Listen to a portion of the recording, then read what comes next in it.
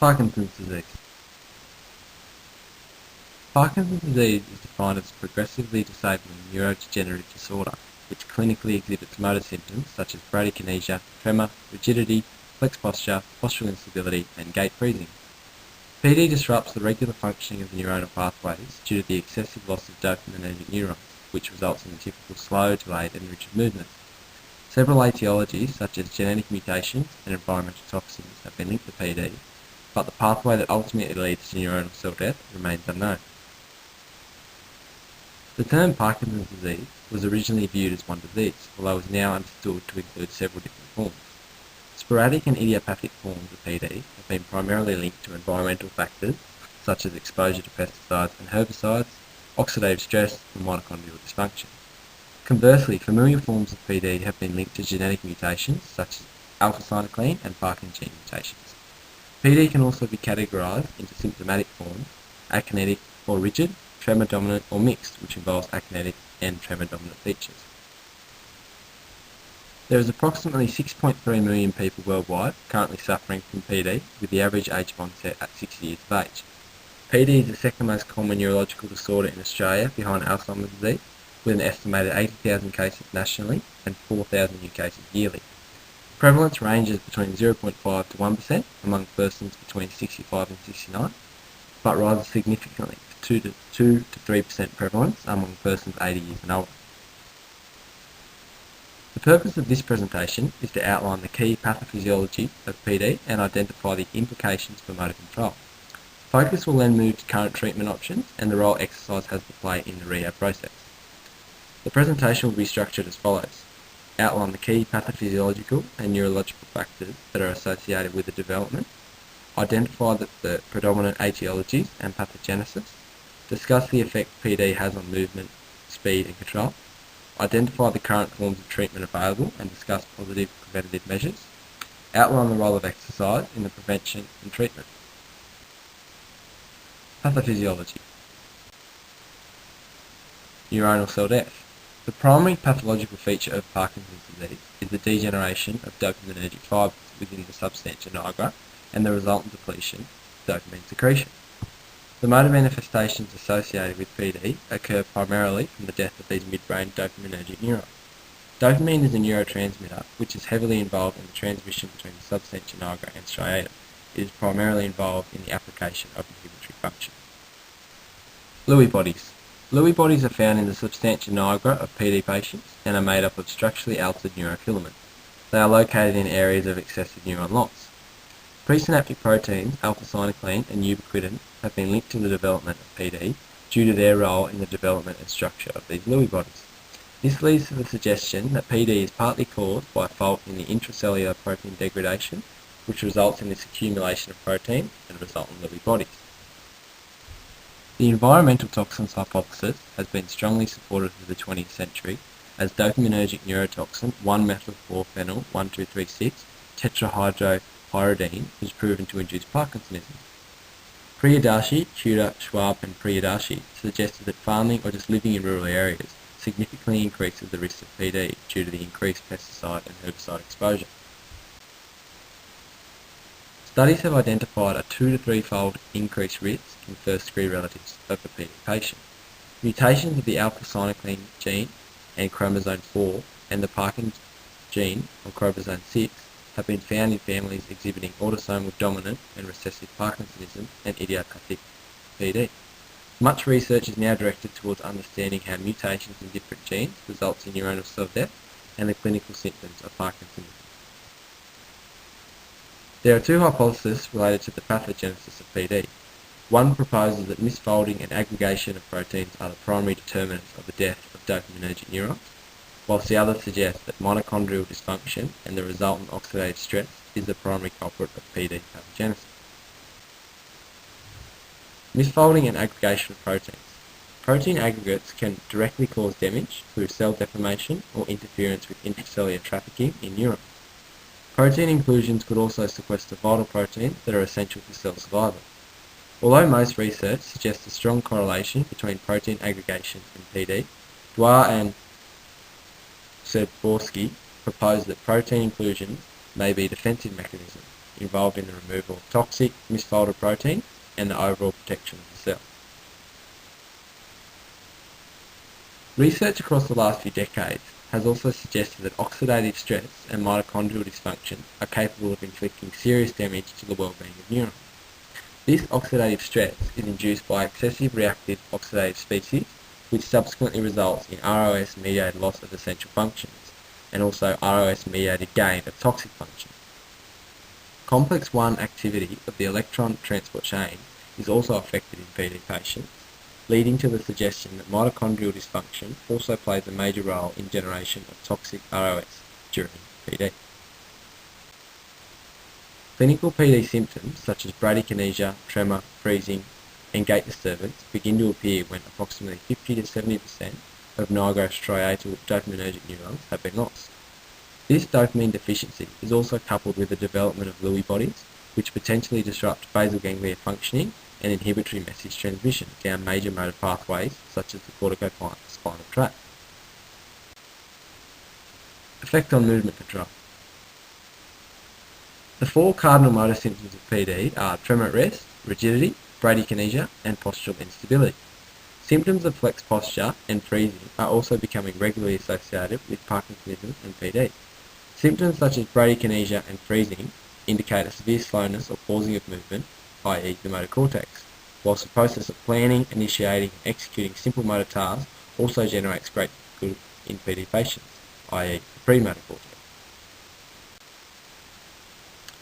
Motor symptoms in PD are caused by the damage to dopaminergic fibres within the substantia nigra and the resultant lack of dopaminergic neurons transmitted between the substantia nigra and striatum. Reduced functioning of the striatum has a detrimental effect on motor control, as it forms a major input site of the basal ganglia and sensory motor cortex. Transmission to output nuclei is disrupted by the lack of dopamine transfer between the substantia nigra and the striatum, particularly inhibitory messages, which appear to be disrupted most frequently, resulting in the clinical sporadic movement. As the striatum and basal ganglia are primarily involved in the process of voluntary movement, including the initiation of movement, functional declines such as these result in some of the clinical symptoms associated with PD. Resting tremor and action tremor also clearly disrupt the movement patterns of PD patients, as frequent tremors up to 4 to 6 Hz create great difficulty in completing controlled movements.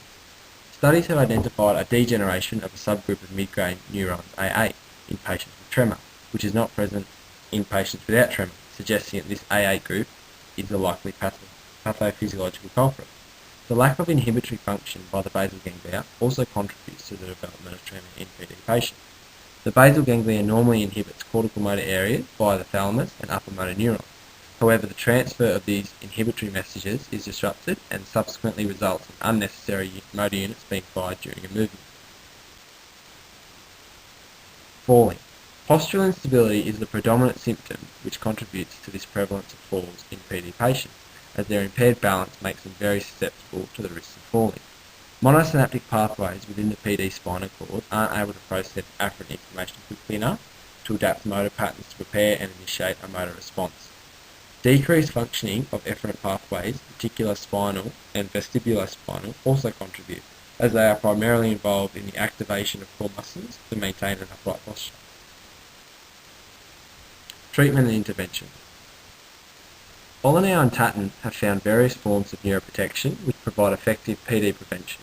These include antioxidants, bioenergetics, agents that interfere with excitotoxicity or prevent a rise in systolic free calcium, trophic factors, and inflammatory drugs. Unfortunately, a cure of the disease at this stage is still unknown. There are many practices available to delay the development of symptoms, but the eventual increase in motor impairment appears inevitable for most patients.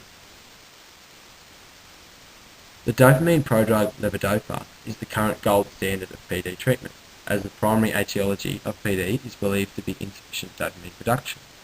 Although levodopa is effective in the control of PD symptoms, long-term use appears to often result in further development of motor complications in up to 80% of patients. Due to these concerns associated with long-term drug therapy, there has been increasing research in functional neurosurgery, particularly high-frequency deep brain stimulation of the subthalamic nucleus. The neurosurgery involves an implantation of macroelectrodes into the STN with the intention of stimulating and synchronizing neuron activity to hopefully reverse motor impairment associated with the progression of PD. The role of exercise. There is extensive evidence which states that physical activity of moderate intensity leads to increased dopamine production. Enhanced dopamine secretion from the substantia nigra creates more dopaminergic neurons, which effectively lead to greater performance of the striatum and more effective functioning of the basal ganglia. This greater basal ganglia functioning allows more effective transmission through major efferent pathways, i.e. corticospinal tract and reticulospinal tract, and a subsequently enhanced level of motor and postural control. Frizzle and Newhouse suggested that exercise therapy also appears to improve everyday voluntary movements that were previously difficult for PD patients. For example, beginning to walk, standing up from a chair, reaching for an object, or even swinging a golf club. Studies have found that exercise therapy significantly reduces and/or delays clinical motor symptoms. Exercise has been linked to neuroplasticity and self-repair of the brain, whereby neural pathways associated with PD begin to be repaired, i.e. the motor, oculomotor, and limbic pathways. This research suggests that it is possible symptoms could be reversed with exercise therapy rather than just delayed, which is obviously a very promising concept. Fisher, Wu, Salem, Song, Lin, Yip, Sen, Gordon, Jakowitz, and Petzinger suggested that exercise also improves corticomotor, excitatory, and inhibitory functioning in PD patients, as they become more efficient at coordinating the correct firing and inhibition of motor units. These adaptations allow more efficient, coordinated, and sequenced motor patterns to be produced, and symptoms such as bradykinesia, tremor, and postural instability are reduced due to the improved corticomotor, excitatory, and inhibitory function. The level of dopamine production through exercise and the subsequent reduction of symptoms is dependent upon the frequency, intensity, and duration of the exercise.